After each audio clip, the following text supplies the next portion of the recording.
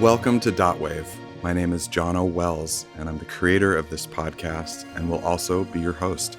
The reason for making this podcast and where my passion comes from in doing this is that I want to have real conversations with innovators and musicians who are defying genres, and I want to get to the bottom of where their inspiration comes from, why it comes out the way it does, and to make sense of why they do what they do. We're going to talk tech a little bit, but I want you to bleed a little bit with us too. If that doesn't make sense, but you're interested, then this podcast might just be for you. For a little bit of context, I've been a musician my whole life. I was classically trained on piano as a kid. And then in my teens and 20s and 30s, I was in punk bands playing the guitar and in some cases playing keyboard.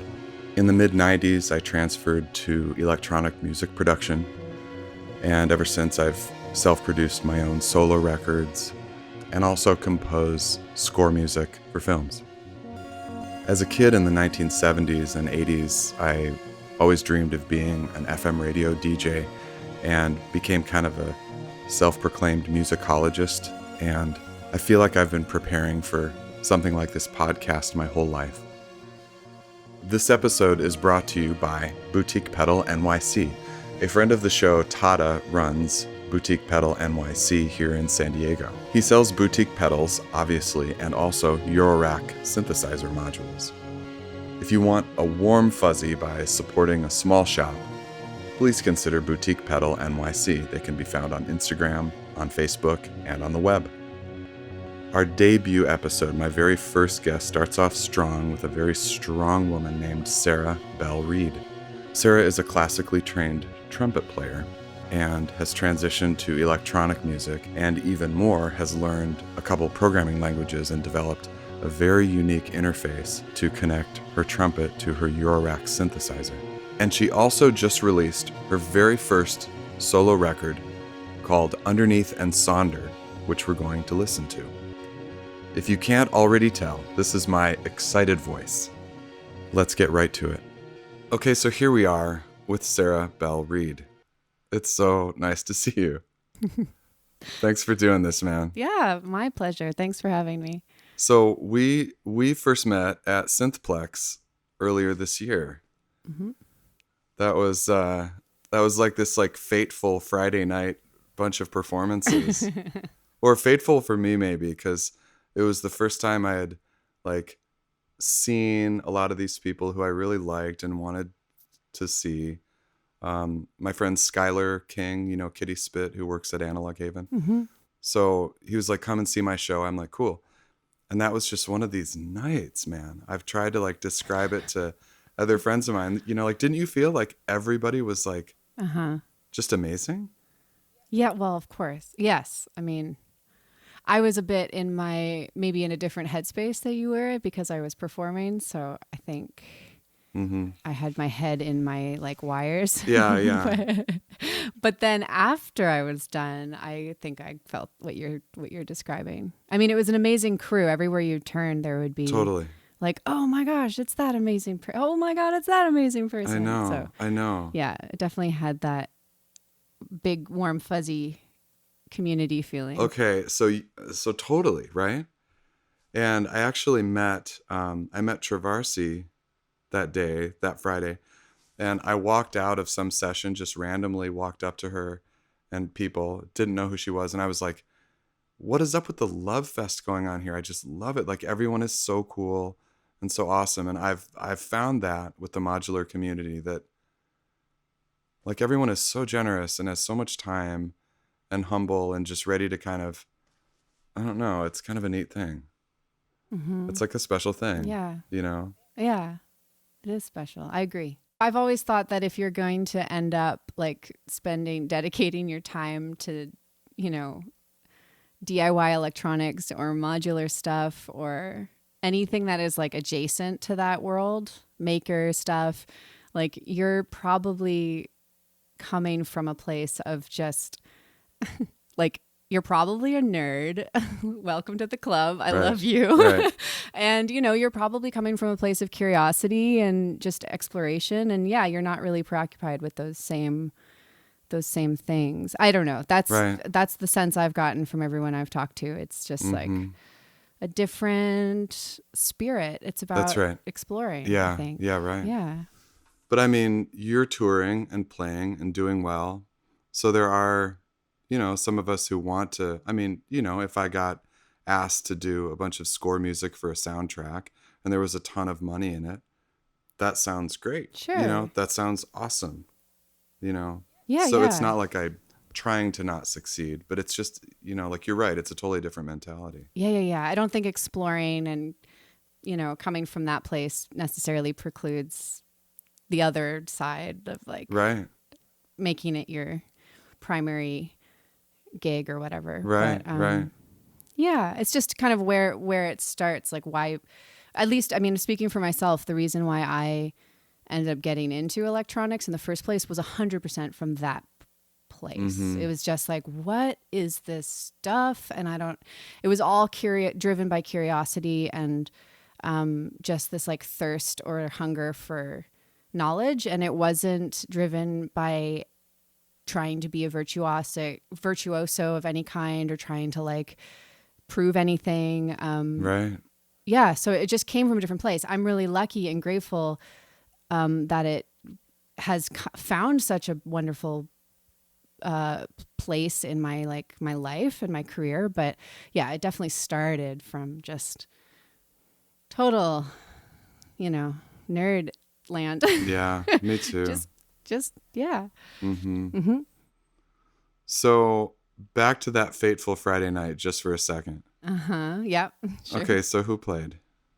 You played, obviously. Patrick O'Brien played. Kurosaki. Oh my God, Pef. That was the most Pef. It was the most amazing thing I've ever heard. Me Pef too. stole the night in my books. Okay, so if he stole the night, you were a close second. But thank you. Well, come on. I mean, let's just say it. But listen, he actually literally brought the roof down. Yeah. Like you saw that that's happen, true. right? Yeah, I did. Well, I felt it. Okay. So for the listener who wasn't there, I'm so sorry you weren't there. So this guy shows up, Kurt shows up with this Buchla system, right? And the sounds, the resonance of that set, like you could say it was really loud, quote unquote, but it was more than that because it was super resonant, right? Yeah. Yeah, the whole room started vibrating. Right. And there were these ceiling panels. Yeah, the panels are vibrating. Well, there were two of them. There were two of them which fell open. Remember, it was those little gates that go over the lights. Oh, that's right. And they actually fell down on their hinges. And like we were all like looking up at these, at the drop ceiling panels, like these are gonna, like these are gonna fall on our heads. Right. Like it was unbelievable, and not because it was so loud, though it was, but it was so resonant and just deep and swirling that like I had never heard anything like that before. Yeah, it was beautiful and spinning around the room in every direction and unbelievable. So musical. It was. Yeah, they had quadraphonic sound in that room. Right. So that didn't help either. Or I think it helped. No, it totally helped. A lot. Yeah. No, yeah. Didn't help with the infrastructure of the building, but oh my God. And then Sky, Kitty Spit played his beautiful ambient set. Colin Russell, remember his singing? Oh, of course. It was amazing. I mean, it was a good night. I like left going like, what did I just go through? Like this was like high level shit, from everybody. It was awesome. Yeah. If I could just describe like how I felt seeing your performance, was that like I was, ultimately grateful, was kind of the feeling I had, but I had no idea what to expect. And I don't think that unless people have seen your videos or seen you, they don't understand like what a physical experience it is, it's like shocking, or I was shocked, you've gotten used to it. We all get used to, like what we do, but it was totally challenging, very shocking to like see you put so much into it, Right. I mean, you're in a whole other sphere, man. Yeah. Yeah. I mean that's always just been the way that I am with performing. I think it's like such a powerful thing to participate in a live performance. And Yeah. I always think about, I always try to, like, the way that I like to think about performance is that it's this shared kind of co-creative thing that I'm doing, but I'm not doing it at you, hopefully you being the audience, but like really with you. And so I love just like feeding off of, I know that's almost a bit of a cliche, like feeding off the energy of the audience. But what I mean is that it's just like kind of thinking about this room of people, like 5 people or 500 people. It doesn't really matter, but just being like, wow, like these people are here with me right now. And we're about to just like kind of explore, create, listen, like discover this thing together. And for me, that just like is the most energizing thing. I don't know if that really makes sense, but it really like fuels me. And then of course there's the practical thing that like playing trumpet is a lot of work. And I use a lot of, breath. I do a lot of non-traditional playing. So a lot of breath and stuff like that. And that's just very physical. And I definitely feel most connected with the music I'm playing when it's coming from that like physical, very visceral place. It feels like the most authentic way to do it. It just, for me. Yeah. I would say that definitely comes across. I mean, visceral is a perfect, word for how I felt watching you.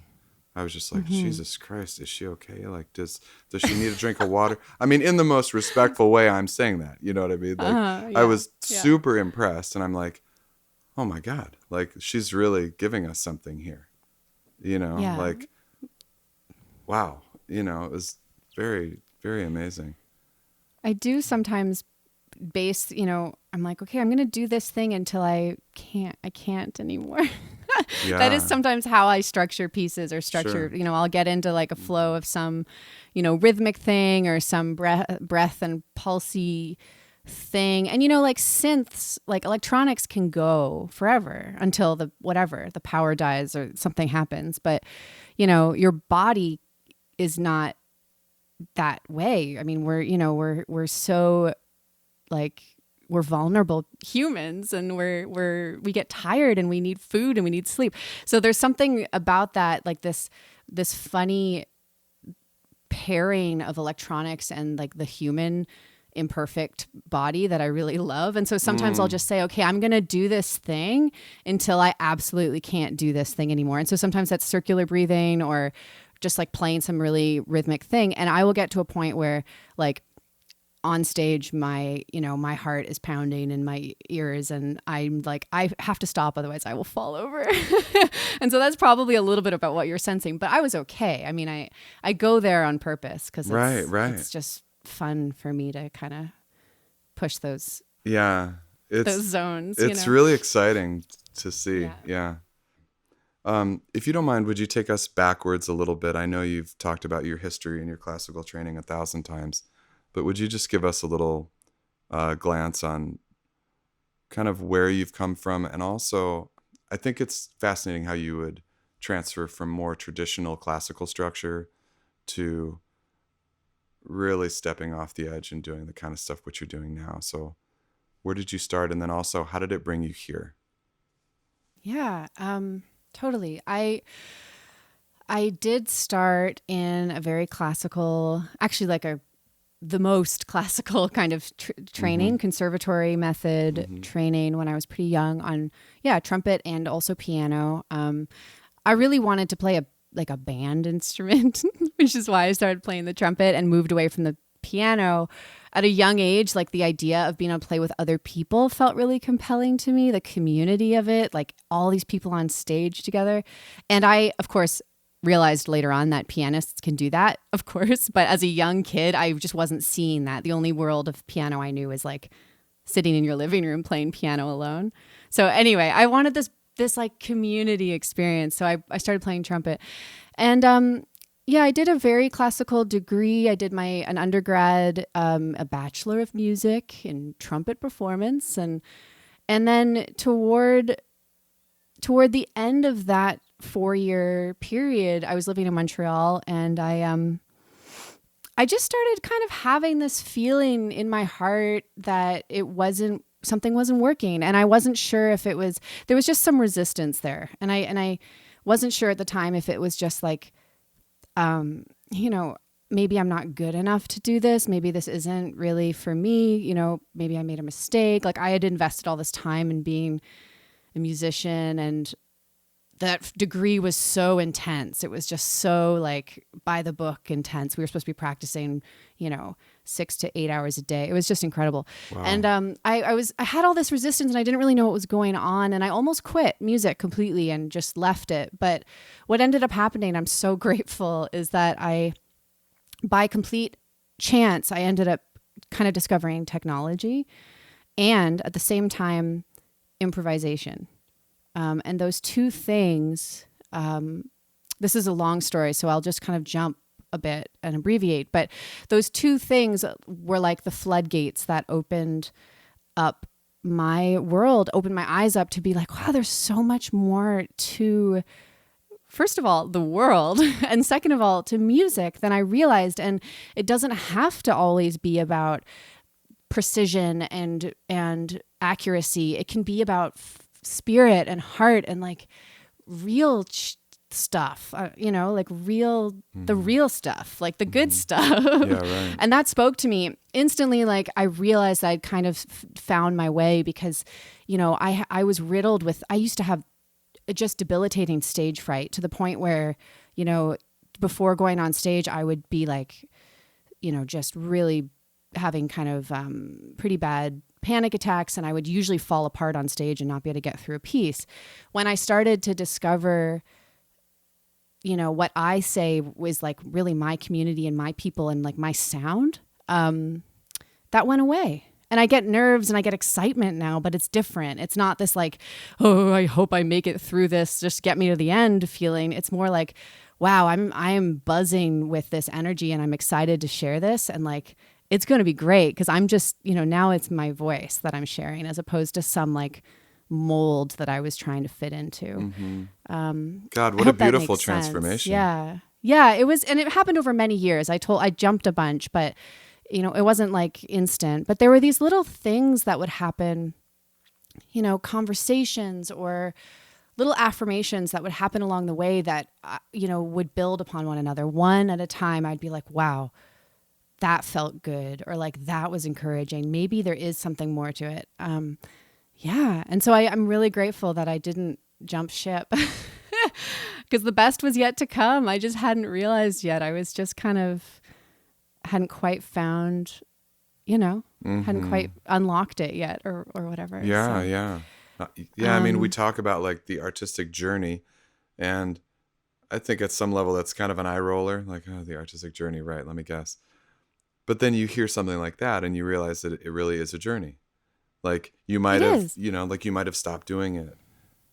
Good you didn't. Look where you ended up, Yeah. And I mean, yeah, it is a journey, and it's still a journey. Like, I'm here now, really, I think like thriving and doing what I love, and it's amazing, but it's still every day, every collaboration, every conversation, it's every performance for sure. It's always like this growth and this learning and failing and learning and recovering and all that kind of stuff. So, okay. So before we go any further, we should play some of your music. You have a brand new album that's out now. I do. And congratulations. We'll definitely talk about this. Okay. What's a song you'd like to play off that album, and would you just set it up a little bit for us? Sure. Yeah. So the one thing I'll say is that the album is actually one long piece, but it's okay to listen to it out of order. That's not like that's wrong or anything like that. And that's what we're going to do right now. But just so you know that we're kind of dropping you into the middle here. So let's play Underneath 4. which is almost at the halfway point in that record. And so just so you know what you're listening to, everything that you're hearing is trumpet and electronics. You might not hear things that sound like traditional trumpet like you're used to hearing, but that is how all the sound is being produced. Here is Underneath 4 from the new album from Sarah Belle Reid called Underneath and Sonder.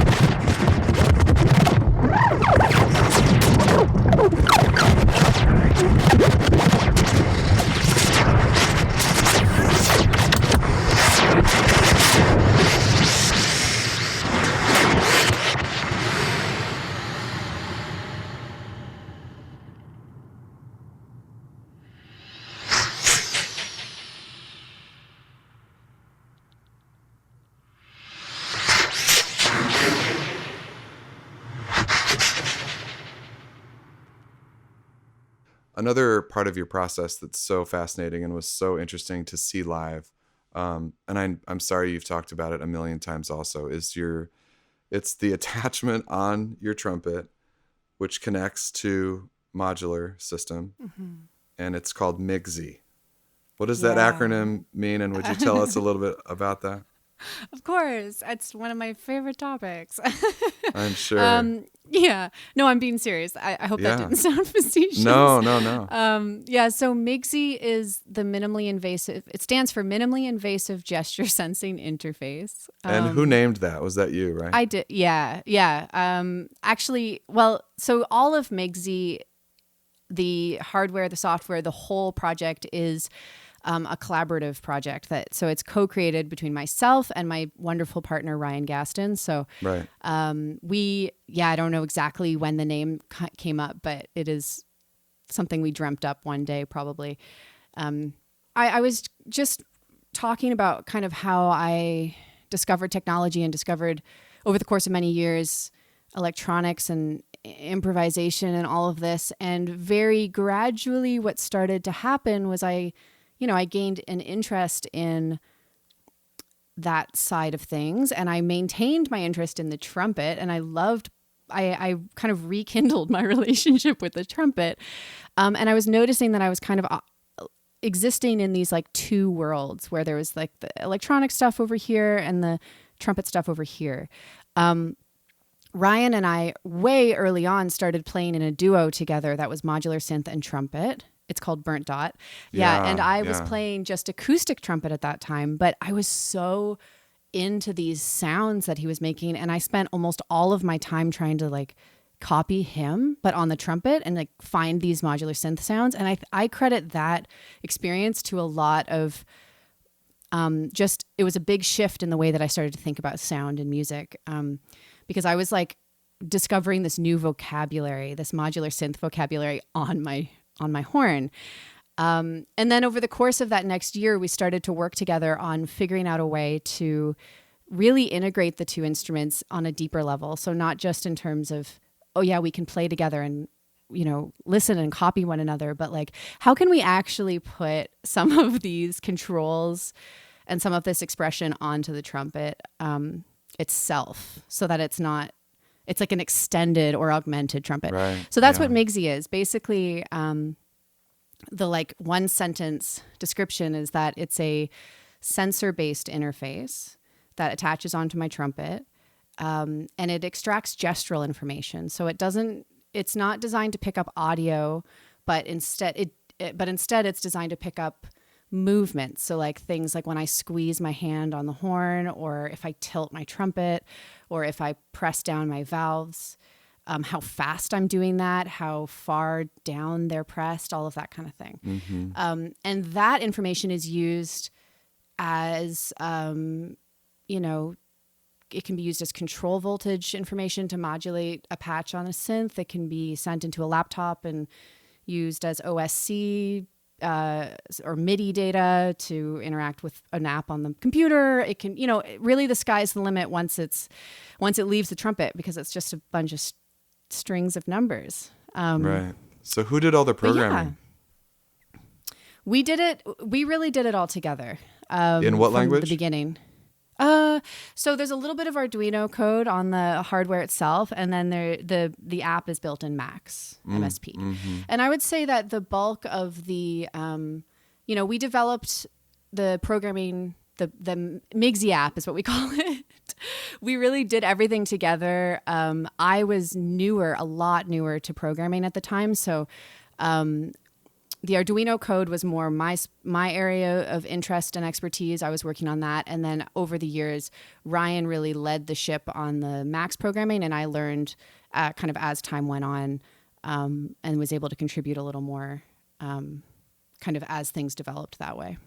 And then what about the hardware part of it? Because there's a photo on your site, beautiful close-up, which I'm going to post under this episode as just photos of it. Great. Who did all the soldering and all the actual hardware we work? Did that. That was definitely, we did it all together. Like sitting, and I mean together, like literally sitting next to each other. There were so many nights we would be in the lab together until like 4 or 5 in the morning. And I would be, programming, trying to get the two little wireless radios to communicate with one another. And I would just be sitting there banging my head against the wall, trying to get this like one byte of data to transfer to another. And he would be sitting there with a multiplexer trying to like figure out how to, and then we would get sick and tired of what we were doing. We'd swap, and I would try to get readings from the accelerometer, and he would try to work on the other thing. And so it was just a tag team. And both of us were learning it as we went. Like we weren't computer scientists. We weren't engineers. I learned how to solder exclusively so I could build MIGSI. And I practiced by like tinning a bunch of wires, and then I was like, okay, I guess it's time to build MIGSI now. Mm-hmm. So the whole thing was just done by like, diving into the deep end and figuring it out and making an awful lot of mistakes. But now, 5 years later, the prototype was built 5 years ago. I've played with MIGSI, basically every day since then. It's my absolutely primary instrument. And it feels just like it's taken on a life of its own. It's a really amazing thing. And it's an amazing way to learn. You learn very deeply when you're like learning by doing, as opposed to just kind of learning an exercise or something like that. Yeah, I mean, this is inventors. This is like, like I feel like I'm hearing kind of a part of what will be some musical history of, people who sat down. No, come on, take a compliment. This is like, this is how it happens, right? Like, yeah, I guess people so, sit down, make something awesome. They don't know where it's going, and it ends up being real innovation. Right. It sounds amazing. So is there just one of these, or do you have multiple interfaces? There's just one. Wow. I know. It's amazing.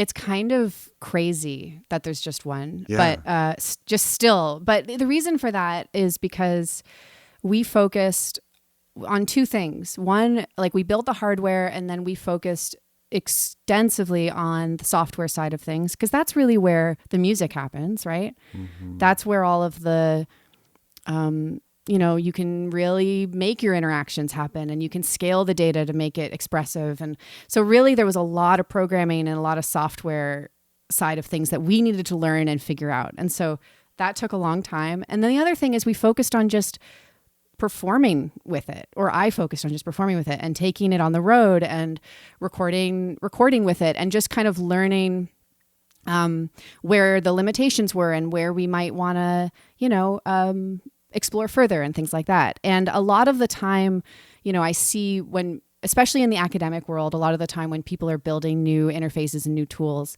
they get them up to a point where they are functional, and then they move on to the next project, And I was really, really motivated to not do that, and to just give this one a try and see, like, maybe it can be something awesome. And it turned out that it is something awesome. It just needed a lot of polishing and a lot of love over the course of many years. Yeah. Yeah. Is it married to just the trumpet which it's installed on, or can you move it to another trumpet?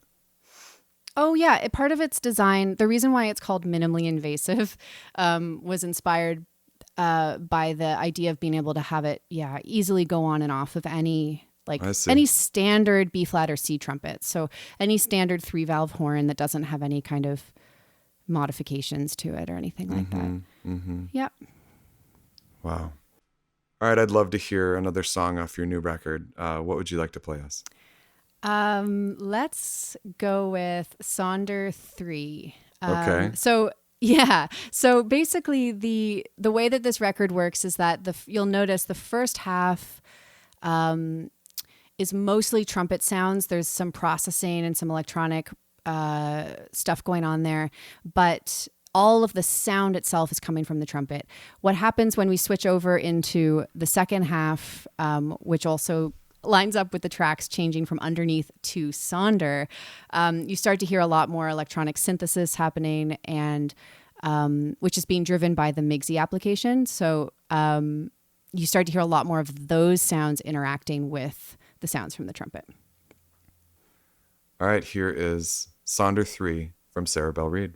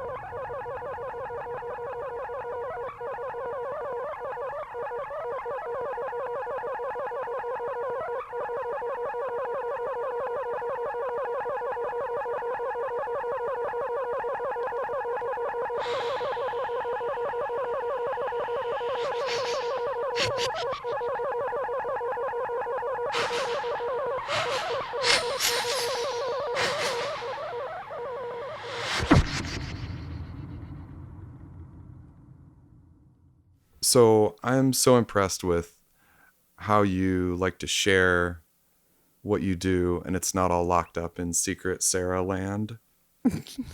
Okay. Right on your website, you have close-up pictures of MIGSI, this very personal and private thing which you developed with a dear friend in close quarters. Your no input mixing is another thing of recent, which you've been posting, and there's people who are doing their version of no input mixing. And there seems to be a very generous kind of GitHub kind of attitude, grassroots, sharing what you're doing. I think that's unique and wonderful. Is that something you could speak to, of kind of what inspires you to share that stuff and not keep it all locked up? Yeah, I mean, of course. I think that I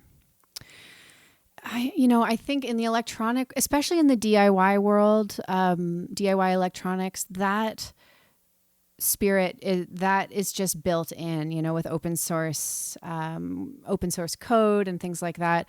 I don't think that I would have ever been able to make MIGSI if it weren't for people openly and generously sharing the, tutorials about how various sensors work, and, starter code for this bizarre little thing, like, that 3 people care about, but but I was one of those 3 people, and it completely, it was the thing that allowed me to turn this idea into, into a real project. And so because of that, and that's one of the things that I always tell people when I'm working, especially if I'm working with young students, is that, I did not have, and still do not have, a degree in electrical engineering or in computer science or anything like that. I was a musician, just doing the music thing. And the reason why I was able to do this work is because of the generosity of other folks in the community online, sharing what they know and what they love. So it always felt like a natural thing to kind of pass that on and continue that,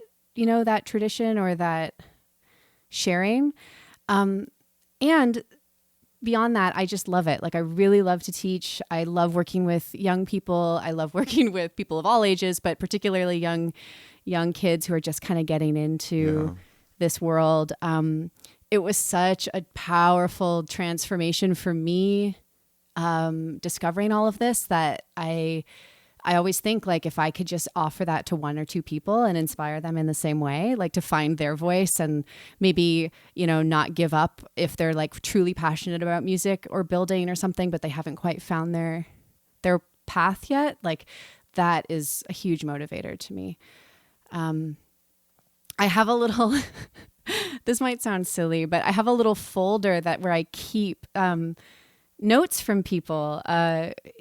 What started to happen is I would share little tutorials and little videos and some kind of insight or papers, articles about what I'm doing. And people would take some time out of their day to email me just to say thanks, or to say, hey, I tried this out and here's what I made. And those are the most incredible fuel day to day for me. And whenever I'm feeling kind of like overwhelmed or lose sight of the purpose of what I'm doing, I open up that folder and it's just like the most incredible thing in the world. Especially you mentioned the no input mixing. That one was really exciting. I was getting all these cool videos of people like, look, I made this patch. It's so fun. And to me, that is a thing to celebrate. It's just so inspiring. You released that on Instagram and YouTube, and then for a couple weeks, there was like my version of no input mixing. Scotty did one. She did a great one. Yeah. And of course, no input mixing has been around way longer than I've been around. I'm not the originator of no input mixing, but for a lot of people out there, I guess they hadn't heard of it yet. Yeah, I had certainly never heard of it. Yeah. Yeah. And so that's kind of another thing that's really, nice to remember is like, I'm also not the first person to put sensors on a trumpet by a long shot. This work was started, way long ago in the 70s and potentially even before.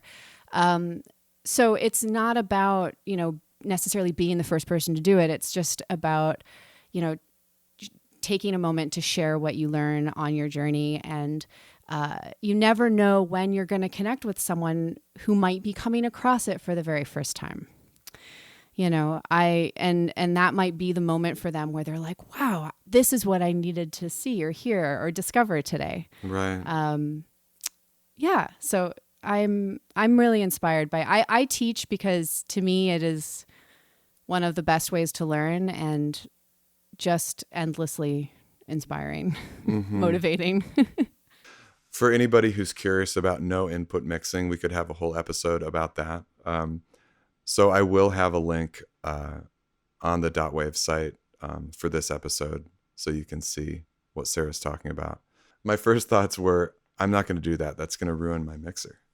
Right. But then you're like, no, I'm doing this on a mixer that I use all the time and have used forever. It's my Mackie for, I was like, oh, I have that mixer too. So now I kind of trust myself that maybe I'll do it, but I still haven't done it. Full disclosure. Yeah. Well, and like I said, not that we need to get too deep into that, but, the mixer that I use is the one that I bought secondhand, and I wouldn't necessarily run the most important show of my life off of it or something, but you can choose your, I have not noticed any damage to my mixer except for the one time I accidentally broke a pot off, but that was not due to no input mixing. That was due to me being way too enthusiastic about something. I would have liked to have seen that moment. Oh my gosh. Yeah, that was a good one. But and but there goes the mixer on the floor. Okay. Right. No, it wasn't quite that bad. But yeah, all of that info's in the video, and just, trust your instinct. Do what you feel comfortable with, I think is the end of that story. Right. It's like, I want to believe you that it's not going to hurt my mixer, but I can't imagine that it's not. Right. But I want to believe you. I mean, I do believe you. I've got to do it, I understand. So all that said, like the way which you share your process, and you're such a active part of the community, can you speak to the power of art and community and how those relationships build? I've been just blown away by the community of Eurorack. We touched on that. Yeah. I think a lot of it comes back down to that, like, just generosity of knowledge sharing and the thirst for knowledge, and just knowing that we're all kind of in this together and we're just discovering things together. But I was very pleasantly surprised to discover this amazing modular community, and I love it. I love being part of it, and I'm so very grateful that it's here, especially in the online form is what I'm trying to say, like through social media and things like that. It's an amazing place. And there's so many people and new people every day who are just taking risks and putting things out there. And that is so exciting to see. Yeah. For me, I think that sharing, like, it was a big deal for me too. It might seem, for people who are like maybe checking out my my social media channels today, you might think that like it comes easy to just put your stuff out there and share it. But it definitely was scary at the beginning to share that side of my voice as an artist. I knew that it felt right to me when I was making the music, and it felt true, and it honestly felt like it was the only thing I could do. Not because the only thing I was capable of doing, but the only thing that I could do if my goal was to like make authentic, like do the thing true to my voice, if that makes sense. But however, there's a big leap. Of course, there's a big leap when you're putting it out to the world and you're opening yourself up to, anyone who might stumble across it. What I realized, though, very quickly is that community is generally very welcoming and open and excited to see people kind of pushing boundaries and trying new things. And so instead of, I'm really grateful that, when I took that leap, I was met with such, warmth and generosity. Yeah. And I do believe a lot that the reason why I kept going and the reason why I keep going in the direction that I'm doing is because of that. I just, I encourage people who are maybe, I have conversations with a lot of people who are like, oh, I love what you're doing, but I don't know if I could do it. I'm just a little too scared to like just put that stuff out there. And I 100% feel you and I get it. Totally get it. I've been there. And I think the best advice I can do is just like, if you are passionate about it and it speaks to you, then like the rest doesn't matter, share it with the world and the right people will hear and the right people will respond. I couldn't agree more. Yeah, that's really well said. But that's hard to face those things of like, like even the most confident, still have self-doubt. Of course. Like, this makes sense to me, but, we talked earlier about pulling your head out of your own ass. It's pretty hard to do for creative people.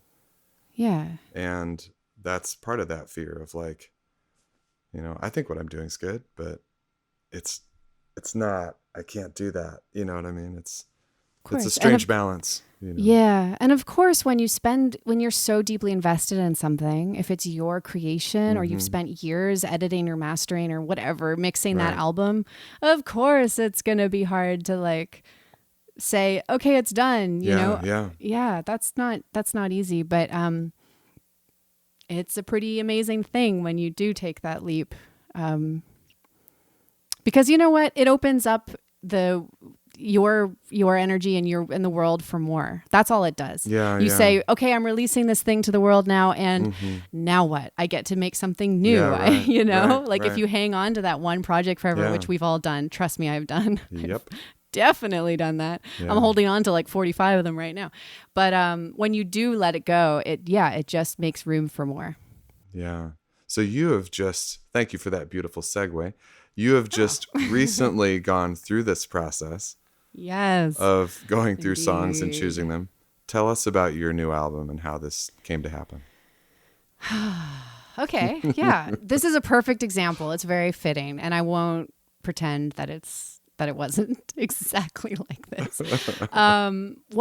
So my new album, it's actually my first release my first solo release. It's so exciting. It is. Thank you. It's really exciting. Yeah. And I had been performing live and recording for other people and recording in ensembles for years. And I was on the road and I was playing a solo set at Moogfest. This was, a number of years ago at this point. And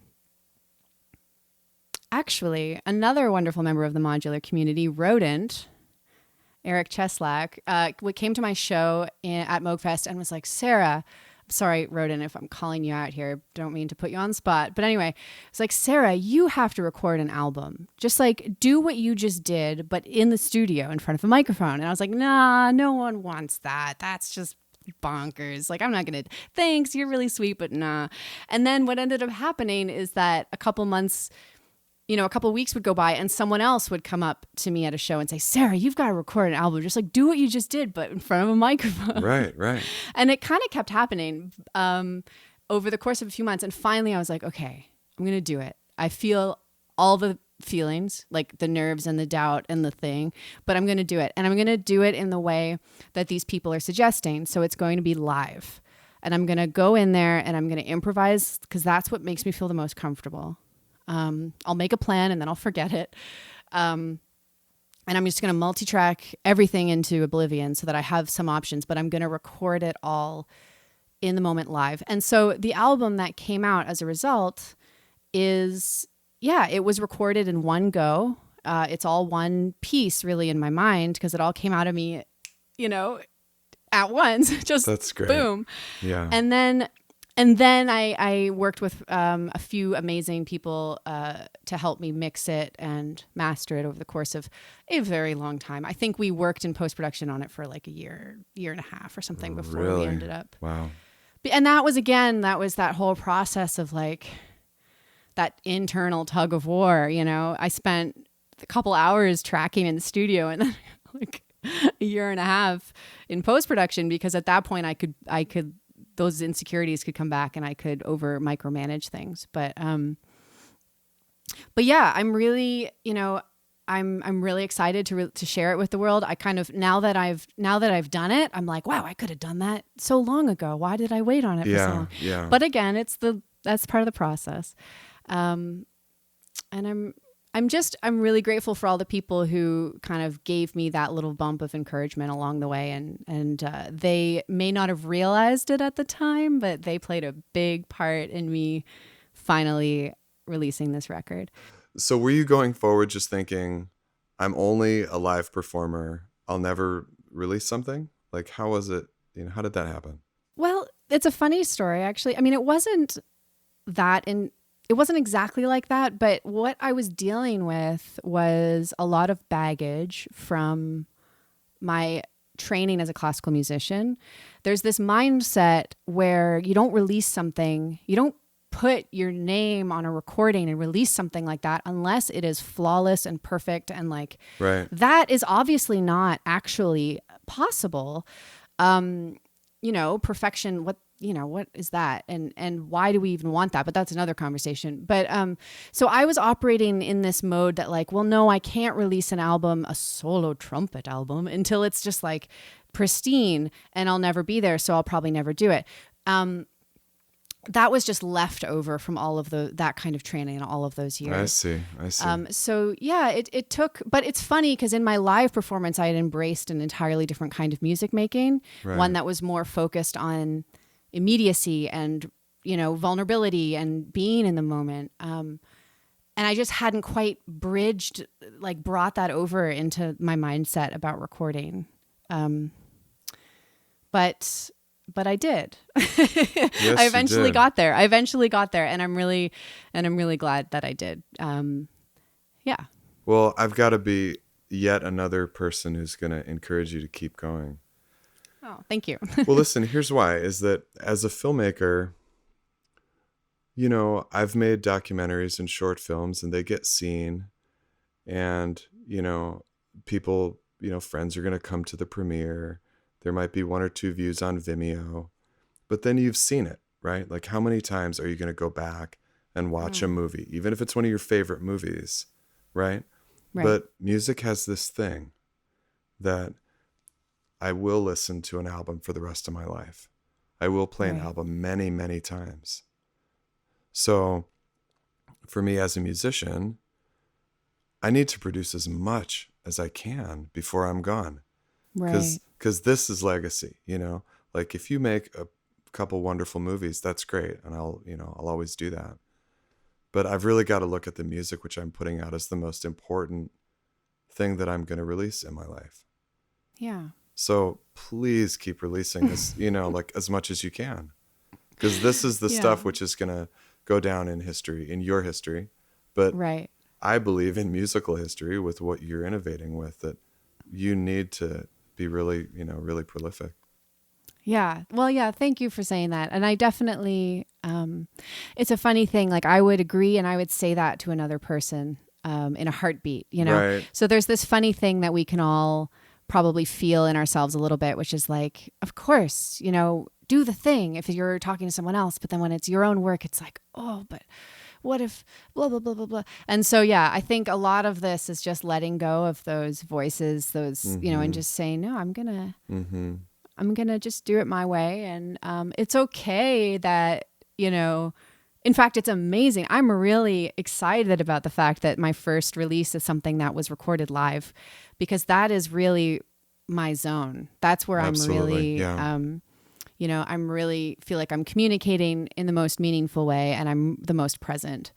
And so that felt like a natural thing to do. It's really, it's really exciting. But also, your process in post will change too. Maybe you think about, releasing another album, going through that year long of doing post, I'm not going to be returning there soon. That happened. That was a pain. But, that will refine too, Oh, of course. Like you'll be able to get through that process faster. Of course. Woody Allen releases one film every year. Yeah. So my personal goal would be for sure to release some form of music every year. Yeah. That's a great goal. And you're right. I mean, it's one of the many aspects of being a musician that is just a skill that you develop, right? Yeah. And I think, yeah, I mean, it's all a journey. This is the theme of this conversation. It's true. It's a constant, never-ending learning experience. Thankfully, it's never ending. Oh my God. Yeah. And this is something we can do until we drop. You know, like Yeah. we're not roofers. We're not, you know, laying down concrete here. Like this is something that we can do forever. You know. Yeah. Yeah.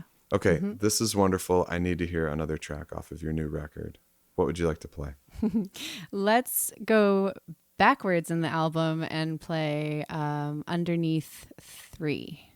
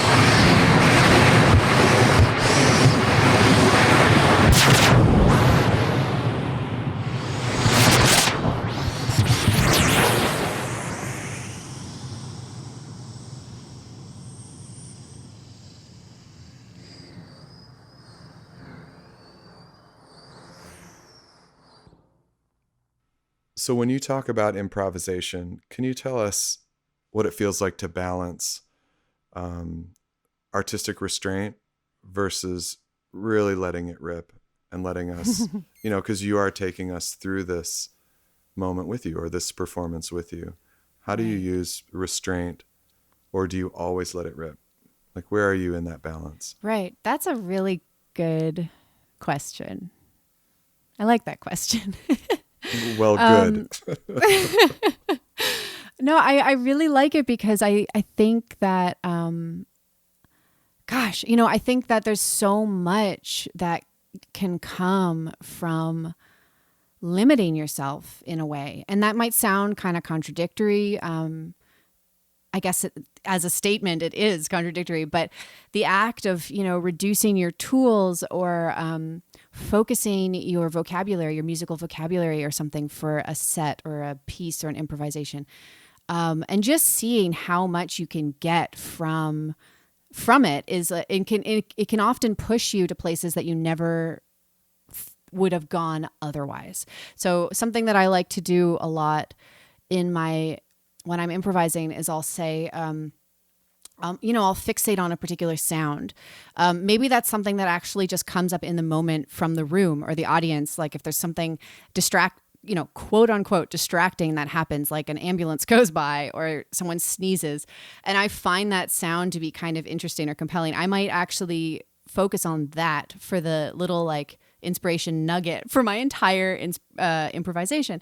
And what I find is that by doing that, you know how we all have these like comfort zone, these like idiomatic things that we do when we just pick up our instrument. Like, maybe it's that default, like that patch, really well, that feels really good. You can get a lot out of your instrument that way. Or on the trumpet or an acoustic instrument, maybe it's just that warm up that you do every time you pick up your horn or something like that. There's these little things that are familiar to us under our fingers. And to our ears. But when you start to limit yourself and kind of make yourself work in a more confined space, you can't always get to those familiar things. And there's something beautiful about that. I mean, you've probably sensed by now that I like to operate in a place of not being fully comfortable. I intentionally put myself there. And this is one of those ways that I do that. Yeah. So, it might be something like, especially with electronic instruments, you can make almost every sound, especially with laptop computers, maybe not so much with modular synths, but you can make every sound that you can imagine. So it's really, I think, become an important part of my practice to reduce that down and focus, like narrow the focus of my tools and my modes of interaction and the sounds or the vocabulary that I'm using. And then when sometimes I do, as you said, let it rip. And and those are really important moments too. But that also kind of typically develops out of this like more focused place. Mm-hmm. Those totally might kind of overlap and happen at the same time. They feed one another. Like sometimes, obviously my main instrument is the trumpet with MIGSI running into my laptop, sometimes with a modular synth. So that's a lot of stuff. But something that I like to do a lot to balance that is, strip it down. Like maybe instead I'll just play an entire set on the no input mixer. Totally different sound world, totally different mode of interaction. Mm-hmm. Sometimes I'll just play gasp solo trumpet acoustic. Oh my gosh. It's rare, but it does happen, Other times it's just modular, mm-hmm. And those experiences, I think they make me they just feed my listening and my musicianship, because they're constantly kind of forcing me to like renegotiate my relationship with this thing that I call my instrument. Yeah. I saw something on, it might have been your YouTube channel, but it was something where you were just improvising on the Benjamin module. The Benjamin, Yeah, the Benjamin module. That's what I was trying to say. Right. And I actually have one of those too. And yours is like built into a really cool rainbow case. Yeah, I put it in its own little box because mm-hmm. I think that module, yeah, you're right. It is a module that is often accompanied by many, like a full system. But I think that it is just an instrument on its own. Mm-hmm. I mean, I don't know where to start with that one. I wish that you were my next door neighbor for an afternoon and I could show up and be like, "Yo, tell me what's up with this thing." Well, maybe that thing is way out there. A good tutorial to do. Yeah, it is way out there. And I mean, that's baked into Rob Hordyke's designs and stuff. I mean, obviously I'm not an authority on that, but there's definitely a spirit of chaos and just embracing the unpredictability. That module's right up your alley, man. 100%. Oh yeah. Oh, so much of what we've done with the design of the MIGSI app was inspired by Hordyke. Is that right? Yeah, just by, not so much the direct like circuits and stuff, but just the idea of embedding chaos and embedding feedback into the design. Well, you're just one of these people who I could talk to forever about just so many things other than music. It's been a fun conversation. Covered a lot of ground. You're awesome.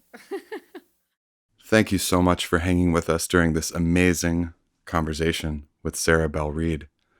Sarah and I could not contain this to just one episode, so please join us for part 2. Thanks again to my sponsor, Boutique Pedal NYC, if you want to support a small shop and feel good about doing so, please consider Boutique Pedal NYC for your pedals and your rack modules. I'm Jono Wells, and thank you for listening to Dotwave.